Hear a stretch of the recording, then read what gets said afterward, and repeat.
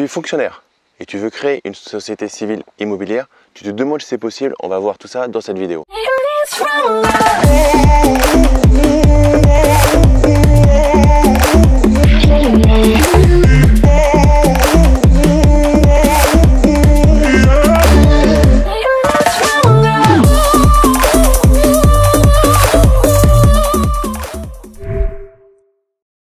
Bienvenue sur ma chaîne, je m'appelle Damien Lamy, je suis entrepreneur et investisseur et auteur du livre Les clés de l'immobilier rentable et sécurisé.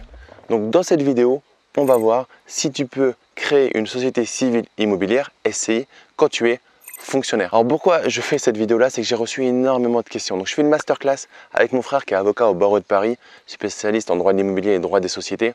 Donc si tu veux rejoindre d'ailleurs cette masterclass qui est totalement offerte, tu as le lien qui se trouve dans la description de la vidéo. Donc à la fin de cette vidéo, je t'invite à réserver, à prendre un créneau et à participer à cette masterclass de pratiquement 2 heures où on répond à toutes les questions autour de tous les statuts fiscaux possibles.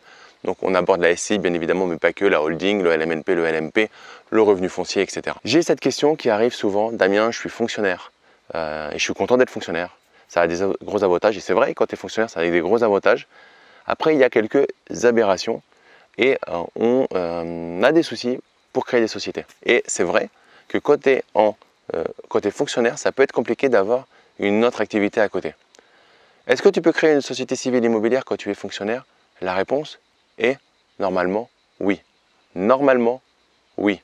Est-ce que tu peux automatiquement créer une société civile immobilière quand tu es fonctionnaire? La réponse est non. Est-ce que tu peux créer une société civile immobilière quand tu es fonctionnaire sans autorisation? La réponse est non. Maintenant, tu vas devoir demander à ta hiérarchie responsable l'autorisation de créer ta société civile immobilière.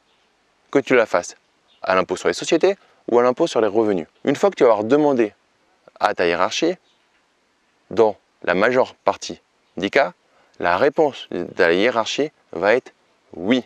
Attention, ce n'est pas une jurisprudence. C'est-à-dire que, et je le répète, et je suis très prudent dans ce que je te dis, c'est pas parce que tous tes amis fonctionnaires ont eu l'autorisation que tu n'es pas obligé de demander l'autorisation et que tu peux dire ok, j'ai Pierre, Paul et Jacqueline qui ont eu leur autorisation. Du coup, j'ai pas besoin de la demander, c'est comme une jurisprudence. Non, il n'y a pas de ça. Chaque cas étant différent, chaque cas sera étudié dans son contexte. Ce qui va te sauver par rapport à ça, c'est qu'il s'agit d'une société civile immobilière. Donc l'activité de la société est civile et non commerciale. Ça devrait te permettre d'avoir l'accord. Souvent tu vas faire ta société civile, au moins les premières, avec ta femme, avec ton mari. Donc ça reste ce qu'on appelle les sociétés civiles, les SCI familiales. Donc tu ne devrais pas avoir de soucis. J'espère que ça a répondu à ta question. Donc pour résumer, rien n'est automatique, tu dois faire la demande à ta hiérarchie et dans une grande majorité des cas, tu devrais avoir une réponse positive, mais suis bien cette règle-là. Rien n'est automatique, tu ne fais rien avant, tu demandes à ta hiérarchie et ensuite, dès que tu obtiens la réponse, alors tu peux te lancer. Je t'encourage par rapport à ça à anticiper ton investissement. Si tu sais que tu veux investir en SCI, demande-le avant de trouver ton bien immobilier pour ne pas perdre quelques semaines en attente de validation. C'est très important aussi parce que dès que tu vas avoir signé ta promesse, tu vas avoir un délai qui va courir et ça serait une clause qui ferait tiquer un vendeur si tu mettais une clause suspensive pour l'autorisation du statut SCI par ton employeur. Moi, ça me ferait tiquer en tant que vendeur et je ne te donnerai pas cette clause, par exemple, que je trouverais pas qui ne serait pas forcément abusive, mais je ne te donnerai pas cette clause-là. Ou alors, il faudrait vraiment que tu aies payé très cher le bien immobilier que je te vends. J'espère que ça a répondu à ta question. N'hésite pas à mettre en commentaire si tu as d'autres questions par rapport à ton statut spécifique de fonctionnaire. Et en tout cas, si tu as aimé cette vidéo, mets-moi un gros like, partage-la à tes amis investisseurs et fonctionnaires, mais même aux autres investisseurs. Fais connaître la chaîne au maximum de personnes. Abonne-toi également à la chaîne en cliquant sur le bouton s'abonner. Tu auras une petite cloche, tu cliques bien sur la cloche. Ça te permet tout simplement d'être prévenu quand je publie de nouvelles vidéos.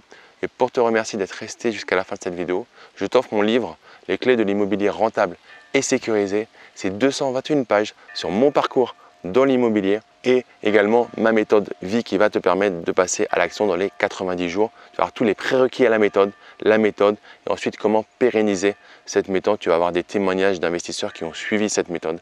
Donc tu as juste à aller dans la description de la vidéo et à payer les frais de traitement et tu auras la version papier directement dans ta boîte aux lettres. Pour finir cette vidéo, si tu t'es posé une question qui t'a amené sur cette vidéo, c'est que tu avais une action à mettre en place derrière. Tu te poses une question, derrière ça doit mettre en place une action. Du coup, à la fin de cette vidéo, tu prends ton exemplaire si ce n'est pas déjà fait et ensuite tu vas mettre en place ton action. Tu voulais créer une SCI alors que tu étais fonctionnaire? Donc l'action potentiellement, ça va être de faire une lettre de demande, de voir le formulaire qu'il faut remplir pour demander à ta hiérarchie si tu as le droit de créer cette SCI. Une action. Une fois que tu as fait cette action, tu te donnes le droit de continuer.